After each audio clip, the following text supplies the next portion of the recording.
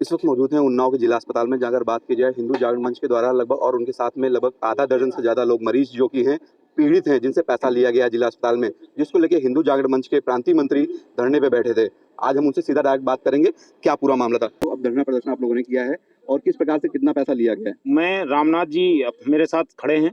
इनका 12 सितंबर को एक्सीडेंट हुआ था अरोड़ा रिसॉर्ट कब्बा खेड़ा में, जिनको लगातार वहां से एम्बुलेंस लेकर इमरजेंसी में भर्ती कराया। इमरजेंसी के अगले दिन ही इनको ट्रॉमा सेंटर में 9 नंबर कमरे में 6 नंबर बेड में एडमिट कराया गया था, जिसमें डॉक्टर तुषार जी द्वारा इनका उपचार किया जा रहा था। डॉक्टर तुषार जी द्वारा इनसे बताया गया कि तुम्हारे दाहिने पैर की हड्डी टूटी है, इसका ऑपरेशन करना पड़ेगा, इसमें 25,000 रुपये का खर्चा आएगा, इसकी व्यवस्था कर लो तभी ऑपरेशन हो सकता है।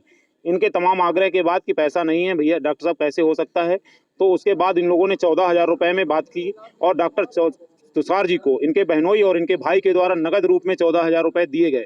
इसके बाद डॉक्टर तुषार ने कहा कि बृहस्पतिवार को, अगले बृहस्पतिवार को तुम्हारा हम ऑपरेशन कर देंगे।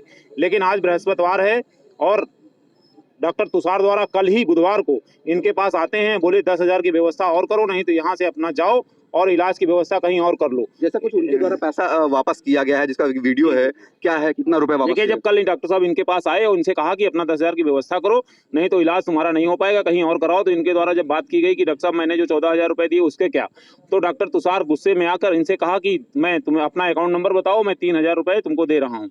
इनको 3,000 रुपये अकाउंट पे दिए हैं गूगल पे के माध्यम से, जिसमें डॉक्टर तुषार का साफ साफ नाम आ रहा है, तुषार चौरसिया जी का।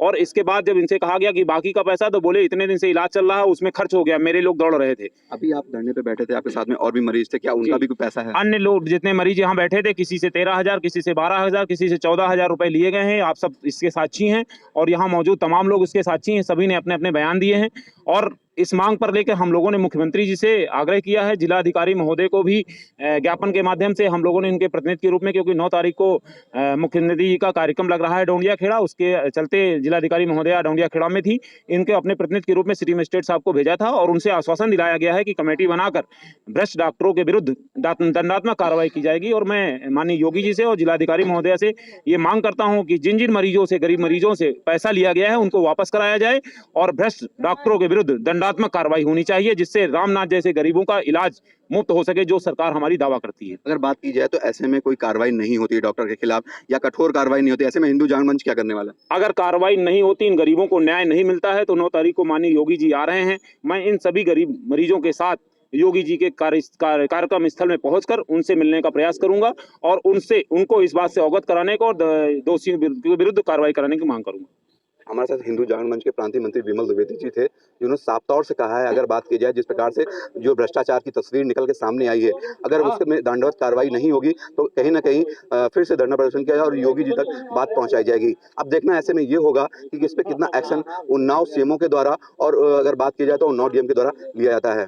कैमरामैन शुभम के साथ Ashwani Awasthi, India daily live, Unnao.